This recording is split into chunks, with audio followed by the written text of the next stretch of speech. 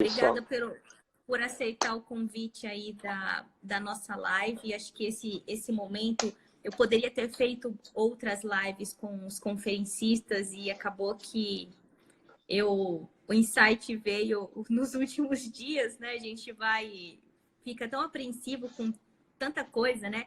Infraestrutura, Verdade. local, som, iluminação, hotel, voo, passagem, cronograma, aquela coisa toda, que às vezes a geração de conteúdo vai ficando para trás e eu percebi que a gente poderia ter agregado demais, né, conteúdo para os congressistas que já confirmaram a participação, para quem de repente ainda está em dúvida, será que eu devo, será que eu não devo, né, participar do Conger? Então, acho que a gente poderia ter feito isso antes, mas antes tarde do que nunca, né?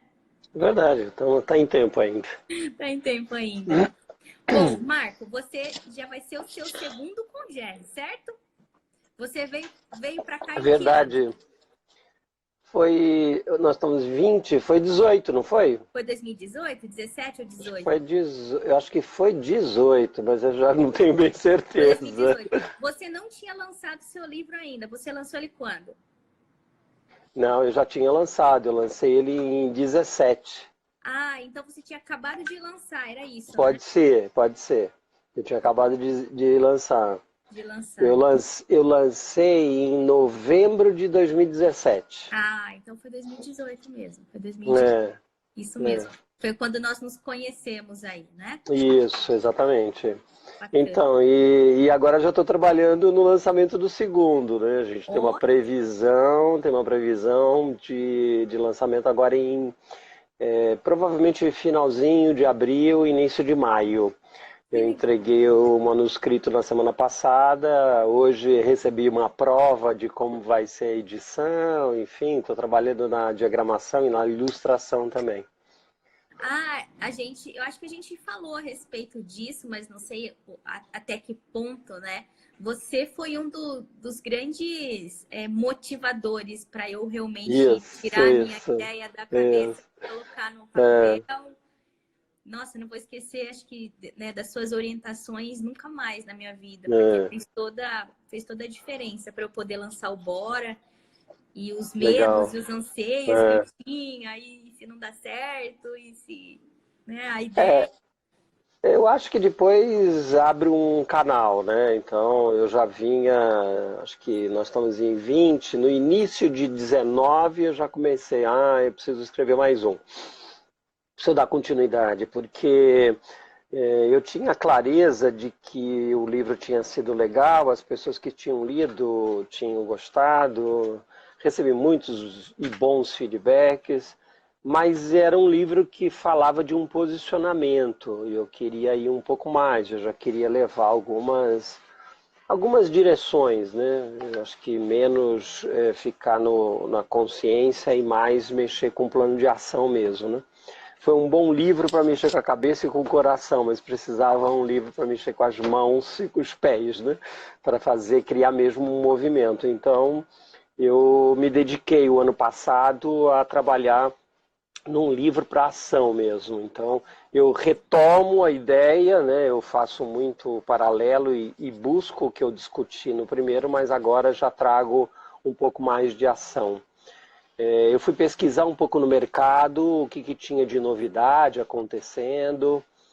Fiquei um pouco frustrado porque não encontrei muita coisa, mas ao mesmo tempo encontrei muitos movimentos, né? Então tem muita gente fazendo coisas, não necessariamente inovadoras, mas tem coisas acontecendo.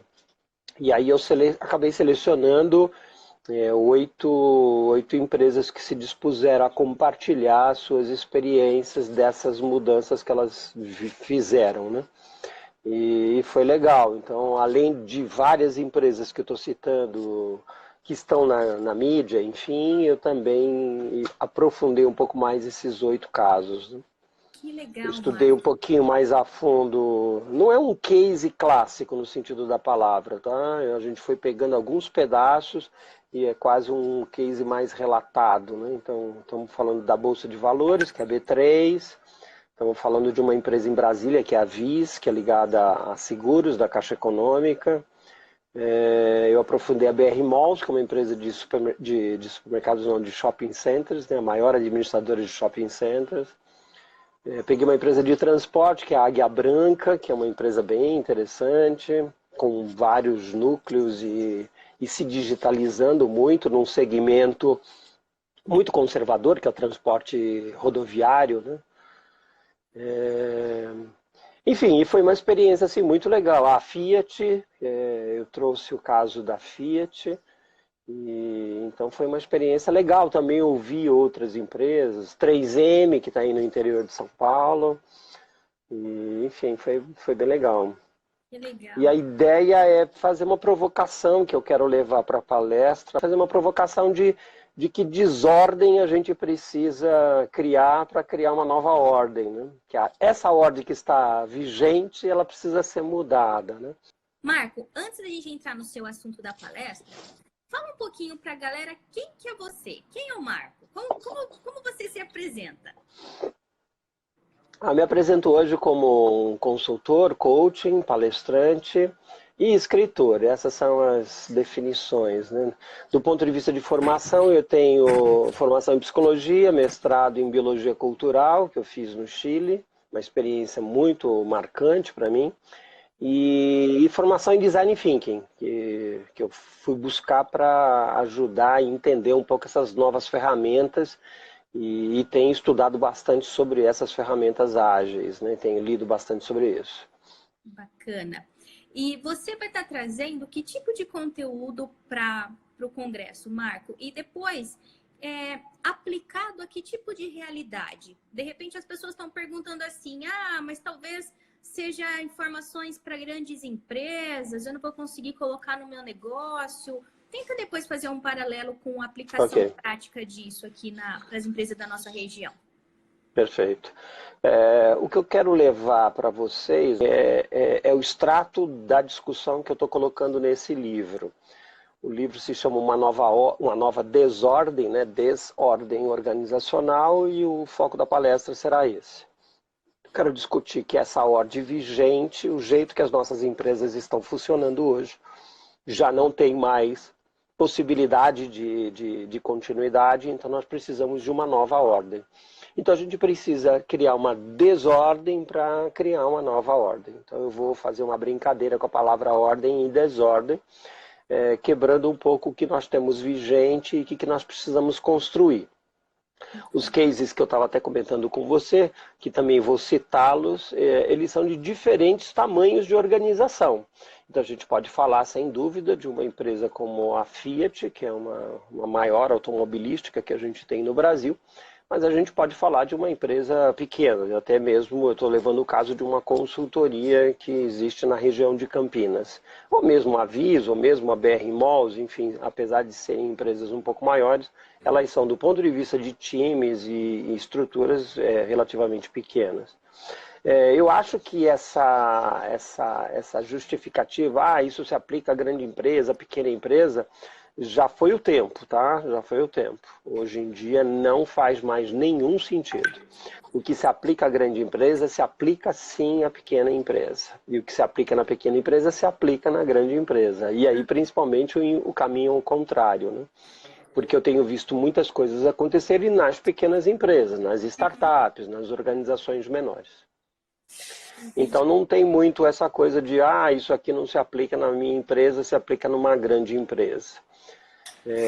Nós estamos falando, eu quero continuar a pegada de que nós como RHs precisamos fazer novos desenhos de organização, né? O que eu chamo de o RH como um designer organizacional. Então eu quero pontuar bem isso, né? Quer dizer, nós vamos precisar, se nesse novo mundo a gente precisa de uma nova ordem, essa nova ordem é uma nova organização, né? Então, o primeiro caso que eu gosto de comentar é o caso justamente da Fiat, porque ela tem dentro da área de recursos humanos, são poucas empresas que eu encontrei isso, tá? Mas ela inclui dentro da área de recursos humanos uma área de design organizacional. Então eu vou levar isso. Então, o que essa área de design organizacional ela faz? Ela cuida de todo o processo. Então, você quer validar uma estrutura, quer aumentar a sua estrutura, quer diminuir a sua estrutura, quer mudar a linha de operações, enfim, quer analisar a força de trabalho, enfim, todos esses aspectos eles são desenhados, né, eles são estudados e desenhados por uma área chamada de design organizacional. Que é antiga, né? Não quero nem usar essa expressão, porque muita gente nem vai lembrar, ou não nasceu nessa era, né? Mas eram as antigas áreas de organização e métodos, né? Então, eu sou do tempo, eu trabalhei há muitos anos atrás, e na empresa que eu trabalhava existia uma área de organização e métodos. O que ela fazia? Ela criava os processos e as estruturas organizacionais, e fazia esses desenhos, e apresentava e fazia essa organização funcionar. Então é isso que a gente precisa discutir hoje, numa nova ordem, um novo desenho organizacional. E, Marco, dentro do seu ponto de vista, qual que é o principal desafio do profissional de recursos humanos nos dias atuais? O que você acredita que a gente fala, a gente ouve tanta coisa, lê tanta coisa na internet, mas assim, a sua opinião, né? Qual que tem sido o grande desafio desse profissional de recursos humanos dentro dessa era da desordem, né? Que é necessário que aconteça para que a gente possa realmente transformar nossas empresas. Tati, acho que o principal desafio é se desapegar do conjunto de conhecimentos que nos trouxeram até aqui. Então, se hoje você que está nos ouvindo trabalha na área de treinamento, ou trabalha na área de remuneração, ou trabalha na área de seleção, quer dizer, em qualquer um dos processos de recursos humanos, você provavelmente construiu uma carreira voltada para isso, estudou, enfim. Então a primeira coisa que eu faço um convite para você é desaprenda exatamente isso que você aprendeu e busque novos aprendizados. Então a gente precisa, hoje a gente fala de um conceito não mais de especialista, mas de nexialista, né? Nós estamos falando de alguém que cria nexos. E como eu vou encontrar esses nexos? Eu vou encontrar ele em diferentes abordagens, em diferentes metodologias, em diferentes conhecimentos. É claro que o convite a jogar fora é só um recurso de linguagem. Não jogue fora, mas assim, comece já a olhar outros conhecimentos e outras informações, e principalmente outras metodologias que seriam importantes para o seu trabalho. Eu imagino que o profissional do futuro de recursos humanos é um nexialista, é um polimata, é um cara que conhece várias coisas e que tem vários conhecimentos articulados, né? Ontem, curiosamente, Tati, eu estava assistindo um evento que eu diria assim, provavelmente vai ser único, que aconteceu numa casa aqui em São Paulo. Eu comprei o ingresso e ganhei um evento único, que foi um bate-papo com música do Samuel Rosa com o Arnaldo Antunes, né? Quer dizer, dois indivíduos que, na minha opinião, são ícones e pessoas fantásticas. Mas o que mais me chamou a atenção é que os dois eram entrevistados e cantavam, né? A entrevista, que uma das perguntas para o Arnaldo Antunes era por onde ele passeia e conhece. E o cara, né, assim, não sei quem gosta, mas enfim, é fantástico, porque ele passeia por várias áreas. Ele não é só um músico, ele não é só um cantor, ele não está só dentro de um gênero. E ele diz isso mesmo, né? Ele passeia pela poesia, ele passeia pelas artes plásticas, ele pinta, enfim, a gente costuma brincar, ele pinta e borda. E nós precisamos, como RH, pintar e bordar sim. Então nós precisamos trazer novos conhecimentos. Então aqui a dica, né? Assim, com certeza você vai aprender muita coisa no Congere e no Conare, em todos esses eventos de RH, mas eu diria, não reduza o seu conhecimento a esses eventos que transitam os assuntos de recursos humanos. Mergulhe por outros lugares onde você vai se inspirar com outros conhecimentos. Eu acho que esse é o primeiro desafio, desapegar. O segundo desafio, na minha opinião, é acompanhar essa evolução. Então, é o que eu digo no primeiro livro. Eu preciso olhar para fora e para o futuro. Não basta eu só olhar para fora, eu preciso também olhar para frente e perceber padrões, e perceber tendências que estão acontecendo, né? O futuro não é mais alguma coisa que vai acontecer, o futuro está presente, né? A cada dia a gente vê uma notícia que traz uma nova configuração e muda todo o estado de coisas, né? Assim, muda todas as relações que a gente tem, o trabalho, o produto, os processos e as organizações. Então, nós precisamos ter um olhar de futurista, nós precisamos ser futuristas, sim. E precisamos olhar muito para fora, porque vamos imaginar que lá na frente já começa a aparecer uma determinada tendência, eu preciso começar a trabalhar ela hoje aqui. Já foi o tempo que a gente se adaptava à mudança, hoje a gente precisa viver a mudança, né? Eu costumo dizer, eu sou do tempo que a gente negava a mudança e vivia muito bem, né? Assim, a minha avó podia negar o ferro elétrico e continuar passando as roupas do meu avô com ferro a carvão e não teria nenhum problema. Ela podia negar a mudança presente, né? Assim, a minha mãe precisou se adaptar à mudança. E eu vou te dizer, eu precisei, né, lá atrás, a planejar a minha mudança. Eu vou te dizer, o mundo de hoje precisa viver a mudança. Eu não tenho mais tempo de planejar, eu não tenho mais tempo de me adaptar, porque adaptar significa eu espero chegar para me adaptar. Então eu não posso mais trabalhar nessas duas perspectivas, nem esperar chegar para me adaptar e nem planejar a mudança. Eu tenho que começar a viver a mudança agora. Então nós estamos falando de novas formas de estruturas de trabalho, por exemplo, nós estamos falando de squads, estamos falando em propósito, estamos falando em grupos que se juntam, né, a gig economy, né? Estamos falando de grupos que se juntam e trabalham por propósito e se conectam, e não tem relações funcionais diretas, ele se junta, produz e se separa e se junta de novo, né? Nós estamos falando de uma coisa, de uma estrutura muito flexível. Vou dizer, não comece a planejar a sua organização para viver essa estrutura. Comece agora. Então, em algum lugar dentro do RH, você precisa criar um squad, você precisa criar um grupo que já precisa operar dentro dessa nova configuração. Então, eu acho que, em muito geral, eu diria esses dois grandes desafios. Desapegue desse passado, viva esse futuro e realize esse futuro já, né? Legal. Nós passamos, né, o Conge RC está indo para a 5ª edição, e nós iniciamos em 2016 justamente na provocação de preparar para o futuro, das tendências. E esse ano, né, o ano passado que eu defini o tema, que nós definimos o tema central do evento, em uma das discussões que eu estava tendo com alguns especialistas, justamente foi isso que surtiu, né? Eu falei assim, não, cara, 2020, o futuro não vai chegar, ele já chegou. Se a empresa já não está mudando, ela já está atrasada. Não é assim, um dia vai, né? Qual é o futuro do RH? Não é o futuro, é agora. É a sua empregabilidade agora, é a sua empresa competitiva agora, é a sua empresa ágil agora.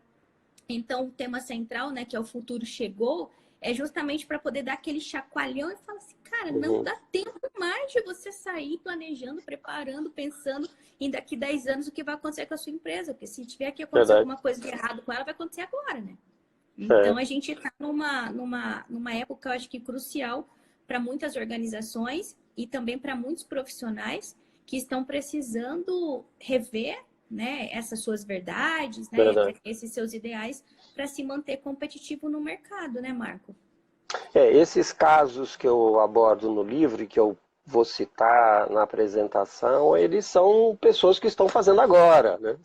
Então, a Águia Branca, por exemplo, que é uma empresa do ramo rodoviário, que é um ramo absolutamente conservador, né? Não sei se você sabe, mas data do ano passado a possibilidade de você comprar um bilhete rodoviário pela internet, né? Você podia, até anteriormente, comprar pela internet, mas você precisava antes passar no guichê para pegar o bilhete físico, né?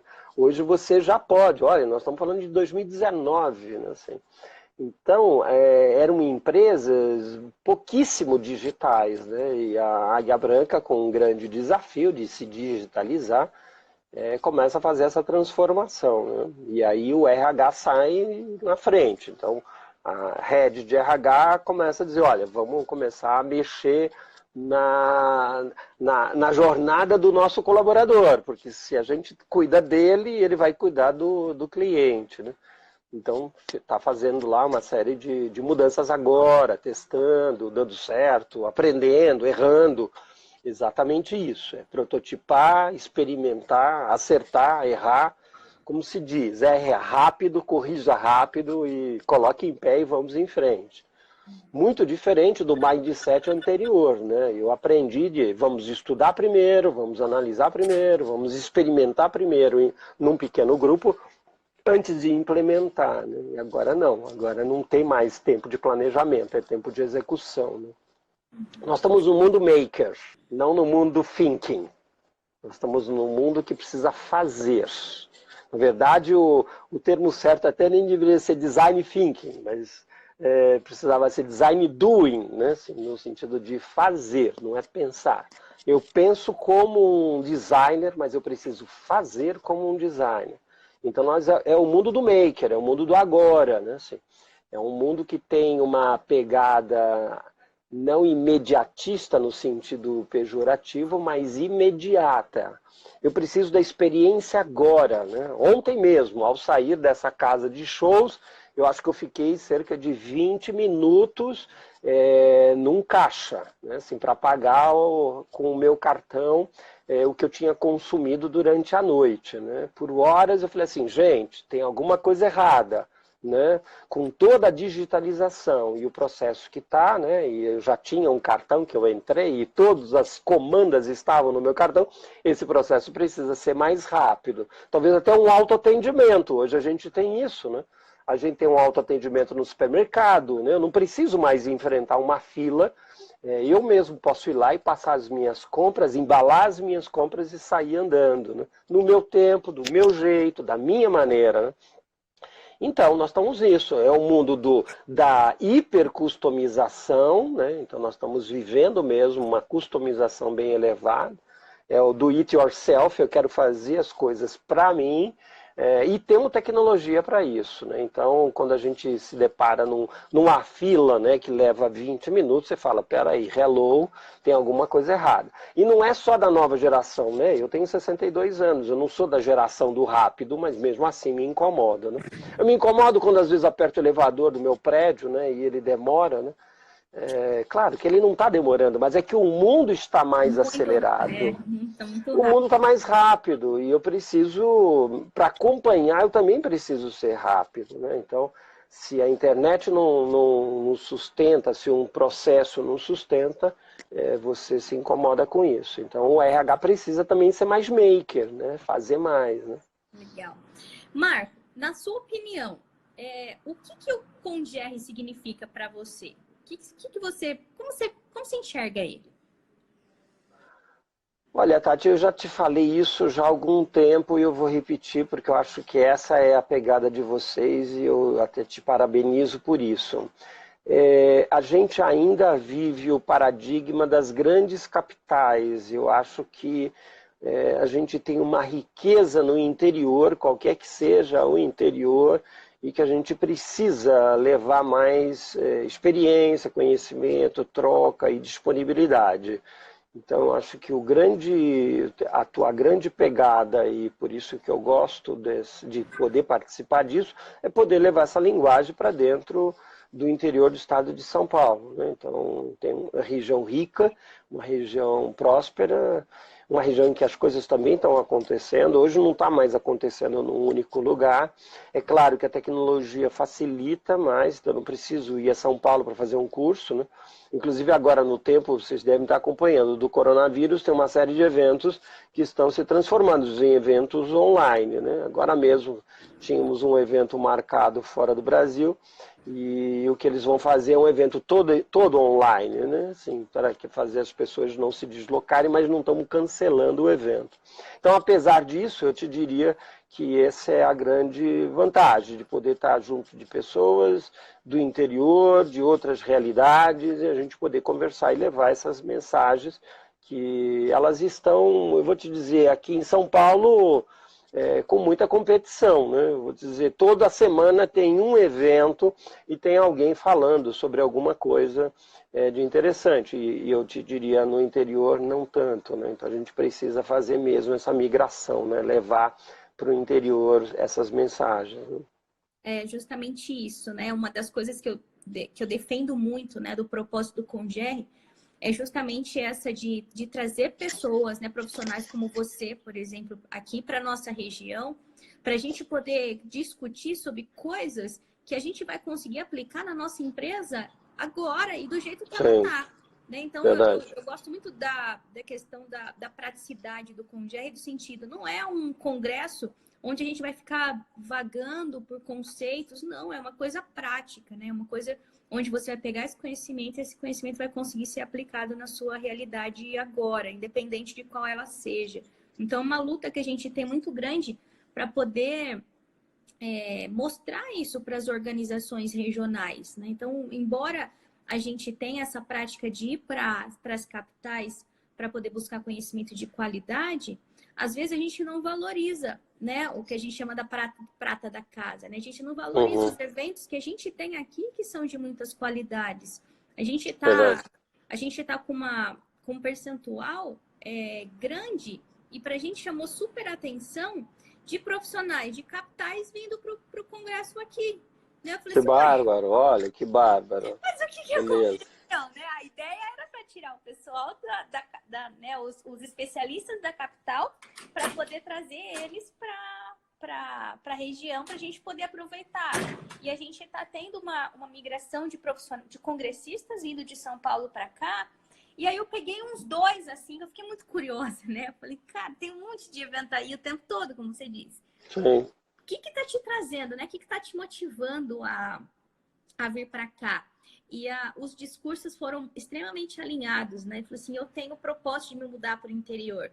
E eu quero Uhum. compreender como esse cenário se movimenta desde já. Olha que coisa Legal, legal. legal, né? Que a gente É, acaba não parando para pensar, né? Mas me intrigou, né, essa questão de é. ter gente da capital vindo para o congresso aqui em Bauru. Há um forte desejo em todas as gerações, mas principalmente as últimas gerações, de ter um pouco mais de qualidade de vida, né? E como a gente está discutindo um pouco mais o que eu preciso para viver, né? Eu acho que a gente já começou a discutir, será que faz sentido essa remuneração, esse benefício, mas em compensação eu vou estar longe do meu trabalho, eu vou precisar gastar 2 horas de condução, enfim. Então, eu acho que as pessoas estão um pouco mais reavaliando tudo, né? E eu vou te dizer, o interior é uma excelente oportunidade de você mudar e ter uma qualidade de vida superior, né? Eu gosto muito de São Paulo, não sou paulistano, sou paulista, não me vejo muito morando numa outra cidade, mas por outros motivos, não é por isso não. Eu tenho a oportunidade de ter uma qualidade de vida mesmo morando em São Paulo, né? Então eu moro a 10 metros, 20 metros do meu escritório, todo lado de metrô, todo lado de restaurante, todo lado de cinema, todo lado de coisas que eu gosto que me fazem bem. Mas eu, se tivesse em outro contexto, mudaria mesmo para cidades do interior que são muito ricas e muito gostosas, né? É.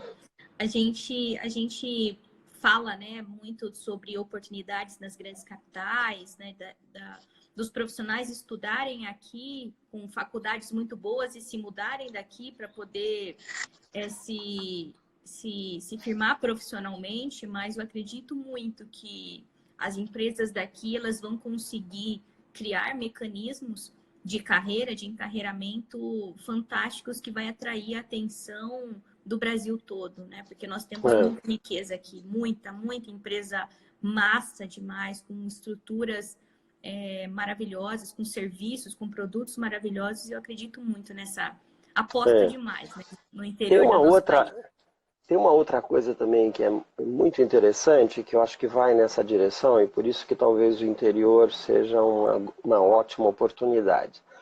A gente viveu muito um mundo, principalmente em recursos humanos, de olhar o que o outro estava fazendo, né? Então, ainda hoje fazemos isso, tá? Ainda que eu não concorde mais que seja um caminho, que é ver, por exemplo, deixa eu ver o que a GE está fazendo, deixa eu ver o que o Google está fazendo, e de alguma forma eu vou lá, estudo, conheço e trago aquele desenho, aquele projeto para dentro da minha organização. Eu não acredito mais nisso não, tá? Eu acho que é legal a gente fazer benchmark, sim, mas não para saber o que o outro está fazendo, para saber que está fazendo, não o que ele está fazendo. A gente precisa identificar padrões, mas não as soluções. Eu sou partidário de que a solução nasce de dentro da organização. A gente, até curioso, eu diria, nós estamos trabalhando para um mundo em que a minha função, a sua função, em alguns momentos, ela vai ser colocada em xeque, porque nós até hoje fomos intermediários. No momento em que a gente começar a buscar soluções mais internas, a gente vai começar a não olhar mais e não buscar mais essas figuras desses especialistas, né, desses consultores que vão trazer esse conhecimento. Porque essa solução ela está dentro, porque ela é uma solução de um mundo complexo, ela é uma solução única, né?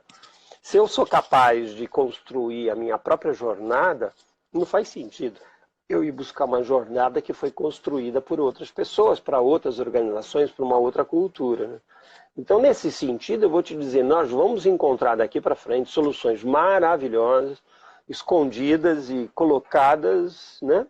Eu gosto muito de usar um case que é a Mercor, né? Você deve conhecer, Mercor é uma fábrica de borracha que fica em Santa Cruz do Sul, né? Assim, você fala, caraca, né? Tá lá no meio do estado do Rio Grande do Sul, ela não está em Porto Alegre, ela está em Santa Cruz do Sul, né? Ontem, antes de ontem, me passaram um podcast do Jorge, falando na CBN Professional, e ele está contando lá, nós estamos em Santa Cruz do Sul, e hoje nós estamos discutindo mesmo, se eu vou a São Paulo para uma reunião, eu puxo uma conferência, eu puxo uma call e fazemos daqui. Talvez não vale a pena eu sair daqui, ir a Porto Alegre, pegar um avião, olha quanto de gasto que eu tenho, né, e eu podendo fazer da minha cidade.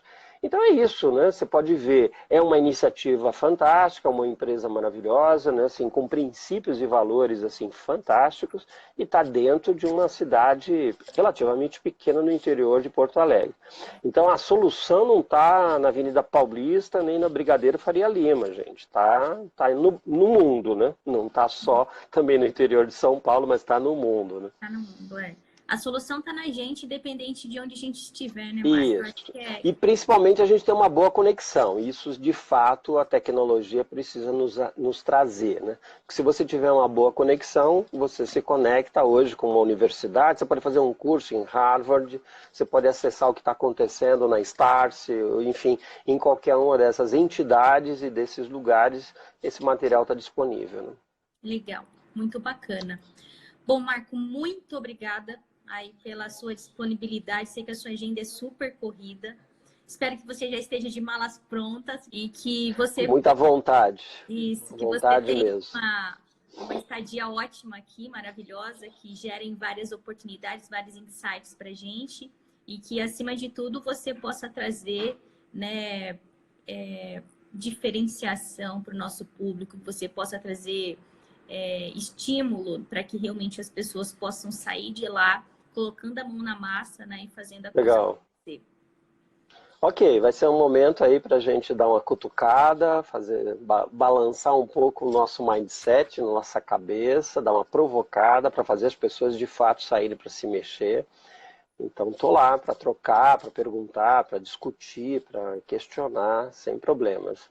E eu já falei para você, mas falo aqui formalmente, os participantes do Congere terão um desconto significativo no meu livro que vai ser lançado. Pena que eu não estou levando, não consigo, né? A gente correu, mas eu não consegui ter já a edição impressa, mas em breve, quando ela sair, os participantes do Congere vão ter um desconto bem generoso, né, de participante que está junto comigo nessa jornada. Legal.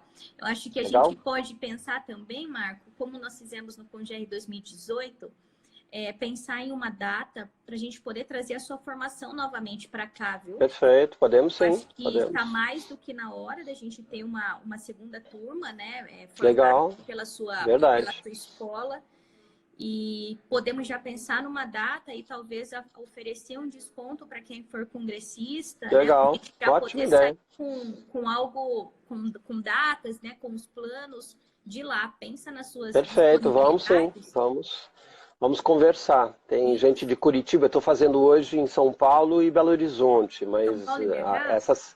isso, estão fazendo São Paulo e BH. Na verdade, BH começou primeiro, começou em fevereiro. Eu já tive agora, semana passada, fazendo já o segundo encontro lá. São Paulo começa no final de março, talvez a gente até adie para o início de abril, porque eu estou com umas outras coisas. E Curitiba está querendo também fazer a formação lá, né? Então tá Perfeito. super legal isso, tá bom? Mas vamos fazer aí sim, eu Isso, topo a daqui a pouco ideia, até fazer no tentar interior. pensar na sua Sim, agenda. vamos. E aí a gente vem com uma proposta de datas e tudo mais para a gente poder apresentar para os congressistas aí nos 2 dias de evento. Combinado. Tá bom? Muito obrigada, viu, Beijo Marcos? grande, obrigado Tati, obrigado pessoal que nos acompanhou aí e espero vocês lá. Isso. Tchau, tchau, Marcos. Tchau, Bora. tchau. Tchau.